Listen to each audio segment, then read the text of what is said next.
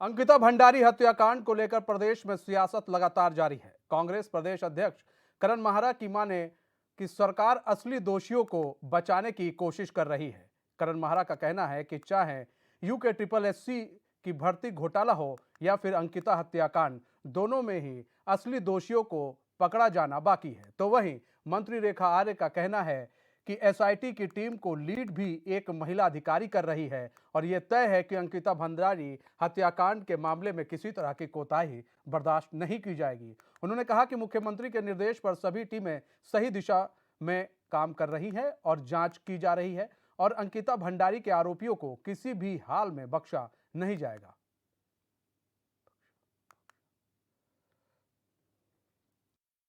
उत्तराखंड अधीनस्थ चयन आयोग के तहत जो भर्ती घोटाला हुआ, पुलिस भर्ती घोटाला, कोऑपरेटिव का घोटाला और सचिवालय भर्ती घोटाला, इसको लेकर मैं आप सबसे रूबरू हुआ। क्या दिक्कतें आई, कौन लोग चोरी कर रहे हैं, क्या हुआ, कौन लोगों की गिरफ्तारी हुई, कौन लोग बच गए, सफ़ेद पोश नेताओं को जिस तरीके से बचाया जा रहा है। दूसरा, मैंने विधानसभा बैकडोर भर्ती घोटाले को भी उठाया और मैं आज फिर कह रहा हूँ कि जहाँ गोविंद सिंह कुंजवाल जी ने स्वीकार किया कि गलती हुई है और जनता ने उनको दंडित किया है, वहीं भारतीय जनता पार्टी के लोग, आरएसएस के लोग सामने आके बताने के लिए तैयार नहीं है कि उनने अपने परिजनों की नौकरियां लगाई हैं, जनता के सामने माफ़ी मांगने के लिए तैयार नहीं है। तीसरी चीज़, अंकिता भंडारी मर्डर केस में वो सफ़ेद पोश नेता कौन है जिसको बचाने के लिए सबूतों के साथ सरकार और प्रशासन ने छेड़छाड़ की।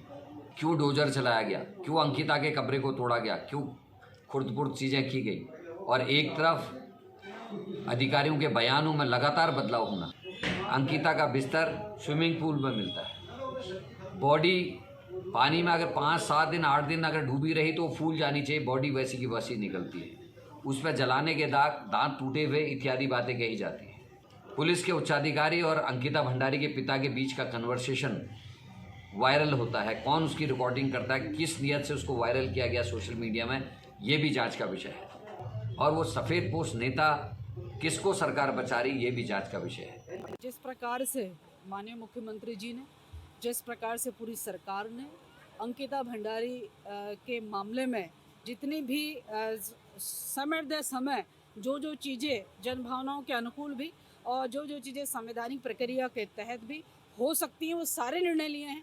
मैं मानती हूँ कि इससे पहले इतने त्वरित गति से निर्णय कभी कोई सरकारें नहीं लेती हैं, लेकिन हमारी सरकार ने, धामी जी ने लेने का काम किया है। एसआईटी के गठन से लेकर और फास्ट ट्रैक कोर्ट के लिए आग्रह करने से लेकर और परिवार को आर्थिक मदद करने से लेकर सभी चीज़ें जो हैं वो की जा रही हैं।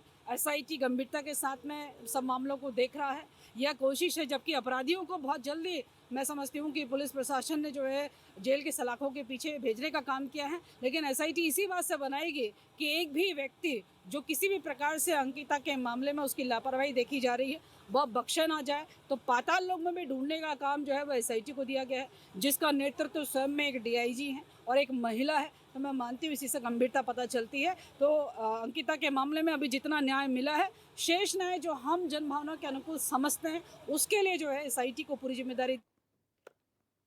हमारे साथ विनय गोयल जी जुड़ चुके हैं, बीजेपी प्रवक्ता हैं। सर, स्वागत है एचएनएन में विनय जी आपका।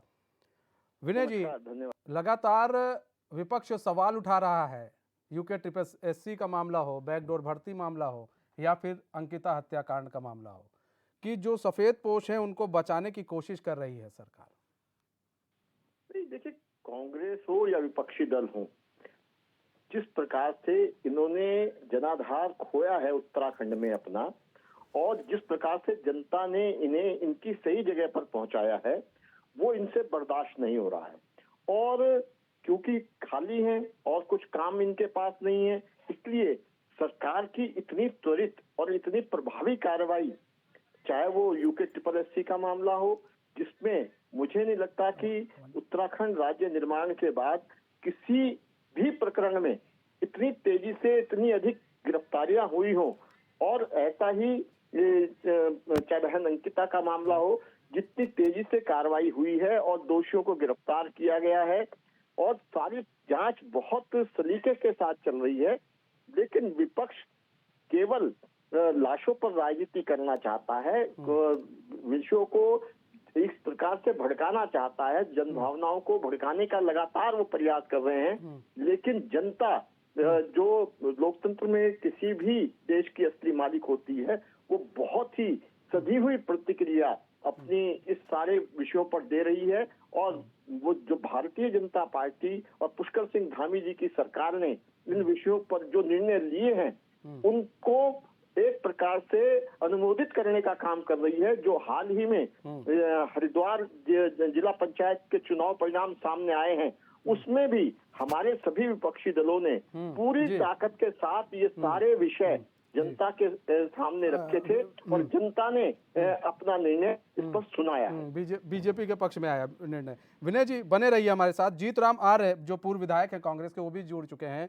जीतराम आर्य जी, स्वागत है एचएनएन में आपका। जी नमस्कार सर। जी जीतराम आर्य जी, आप लगातार बीजेपी को घेर रहे हैं, चाहे यूके SSC का मामला हो या फिर अंकिता हत्याकांड हो या बैकडोर भर्ती हो।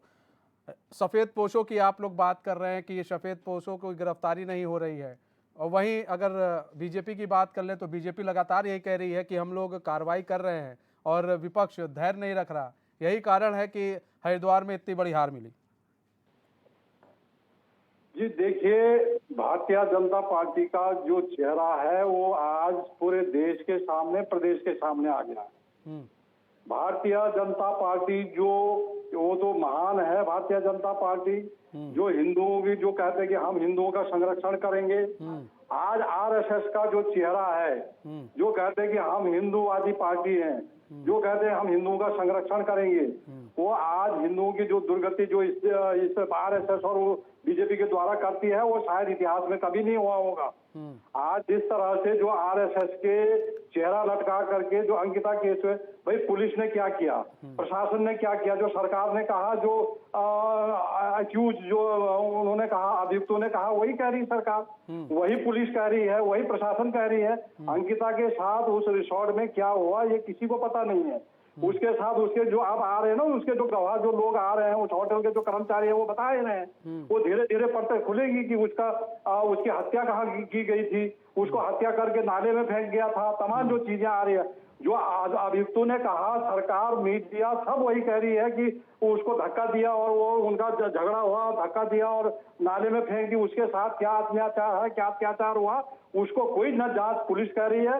जो अभियुक्त कह रहे हैं, क्योंकि वो भाजपा से जुड़े हुए हैं, RSS से जुड़े हैं, जो अभियुक्त कह रहे हैं वही पुलिस भी कह रही है, वही पोस्टमार्टम रिपोर्ट भी कह रही है, वही शासन भी कह रहे हैं, मुख्यमंत्री जी। विनय गोयल जी, जीतराम आर्य सवाल उठा रहे हैं और ये कह रहे हैं कि सफ़ेद पोश को बचाने की कोशिश की जा रही है। सर, किसी एक सफ़ेद पोश को भी पकड़ लेते तो शायद ये इतनी बद न पिटती और शायद ये लोग सवाल ना उठा पाते विपक्ष। अगर किसी सफेद पोश के बारे में जीतराम जी के पास कोई जानकारी हो तो आप जिस व्यक्ति से बात कर रहे हैं उसने आपकी कॉल को होल्ड पर रखा है, कृपया। जी विनय जी। जी बताएं विनय जी। लगातार जीतराम आर्य कह रहे हैं और विपक्ष लगातार ये कह रहा है कि किसी सफ़ेद पोश को अगर उसकी गिरफ्तारी हो जाती तो, लेकिन सफ़ेद पोश की गिरफ्तारी नहीं हुई, इसलिए सवाल उठ रहा किसी सफ़ेद पोश को गिरफ्तार कर लीजिए, शायद ये लोग सवाल पूछना बंद कर दें। अच्छा, लगता है विनय गोयल जी से हमारा संपर्क टूट गया है। जीतराम जी, आप लोग लगातार सवाल कर रहे हैं कि किसी सफ़ेद पोश की गिरफ्तारी नहीं हुई। आपको ही मालूम है, जैसा कि विनय गोयल जी बोल रहे थे कि अगर आपको ही किसी का नाम मालूम हो तो आप बता दीजिए। अभी आ रही है बातें, जो होटल के कर्मचारी हैं, जो होटल के कर्मचारियों को पता है कि कौन था जो सफेद पोश, कौन लोग थे जिनके पीछे, जिससे अनिता का एक्सप्लॉयटेशन कराया जा रहा था, वो कौन लोग थे, वो सब होटल के कर्मचारी बता दे। वो पुलिस पूछताछ तो करे, सही तथ्यों की जांच तो करे।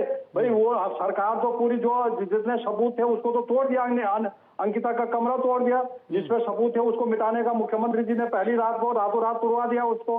तो अब माननीय मुख्यमंत्री जी एक और तो कह रहे हैं कि हम बिल्कुल उनके साथ हैं, जो हमारे जो लड़की के पेरेंट्स हैं उनके साथ हैं, जो तमाम जो है आप वो कर रहे हैं, इस तरह से जो है जिस तरह से हो रहा है, जो भारतीय जनता पार्टी जिस तरह से कर रही है, वो एक तरह से बचाव करने का काम कर रही है, अभियुक्तों को, सफेद पोशों को बचाने का काम कर रही है, नेताओं को बका काम करते, अपनी साख को बचाने के लिए इस तरह का काम कर अपनी रही है। साख को बचाने के लिए बीजेपी सारा काम कर रही है। धन्यवाद विनय गोयल जी और जीतराम आर्य जी, आप दोनों मेहमानों का हमारे साथ जुड़े और